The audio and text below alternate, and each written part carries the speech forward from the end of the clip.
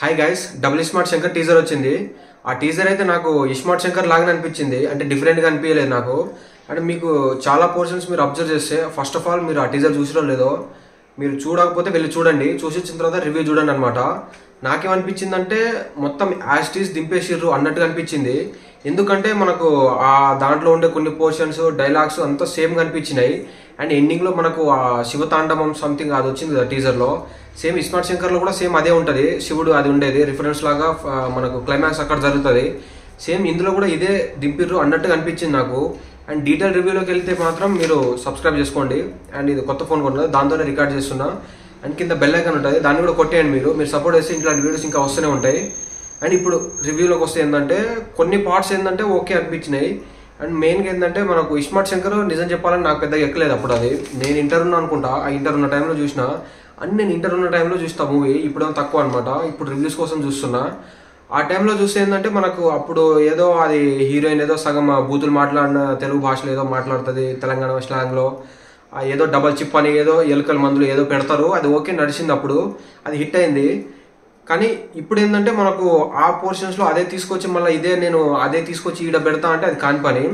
ఎందుకంటే మన పూరి గారు వరుసగా ఫ్లాప్స్లో ఉన్నారు, అది అందరు తెలిసిందే. లైగర్తో ఎంత పెద్ద డిజాస్టర్ ఇచ్చారో కూడా అందరు తెలిసిందే. ఆయన చాలా సెన్సిబుల్ డైరెక్టర్. టైం తీసుకొని రాసుకుంటే మాత్రం ఫ్లాప్లు ఇస్తాడు. అదే ఒక వారంలో 10 daysలో స్టోరీస్ రాసుకుంటే మాత్రం పక్కా హిట్ ఇస్తాడు మనకు. ఈ మూవీస్ అన్నిటికీ ఆయన టైం తీసుకొని రాస్తున్నారని తెలిసింది. మరి అట్లని కాకుండా మీరు గోవా బీచ్కి వెళ్ళిపోండి, లేకపోతే బ్యాంకాక్ వెళ్ళిపోయి 1 week 10 daysలో రాసి వచ్చేసి తీసేయండి. అదే అసలు నెక్స్ట్ లెవెల్ ఉంటుంది. పోకిరి మూవీ కానీ చాలా మూవీస్ ఆయన అట్లా రాసినవి ఉన్నాయి. స్మార్ట్ శంకర్ విషయానికి వస్తే ఆ మూవీలో ఉండే సాంగ్స్ మాత్రం నెక్స్ట్ లెవెల్. అది మణిశర్మ గారు ది బెస్ట్ ఇచ్చారు. ఆయన కెరీర్లో ది బెస్ట్ ఆల్బమ్ అంటే మనకు స్మార్ట్ శంకర్.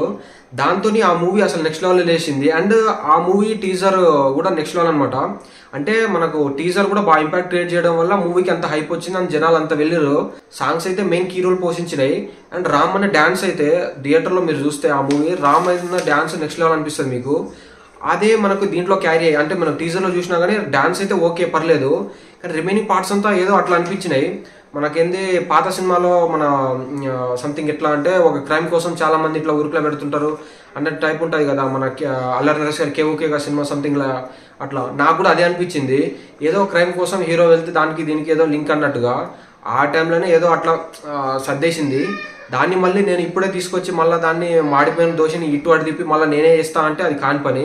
స్మార్ట్ శంకర్లో ఏంటంటే ఆ డబల్ చిప్ అని ఏదో కొంచెం సగం సగం చూపించారు. అది one of the leaky scenes అయ్యి అసలు అర్థం కావు. మీకు అర్థమైనా కానీ ఏం బాగుండదు అది. స్మార్ట్ శంకర్ అయితే రామన్న ఉండు, అండ్ ఇంకోటి అందులో డైలాగ్స్ కొంచెం బాగుంటాయి, తెలంగాణ స్లాంగ్ ఉంటాయి కాబట్టి కొంచెం హిట్ అయింది సాంగ్స్ వల్ల.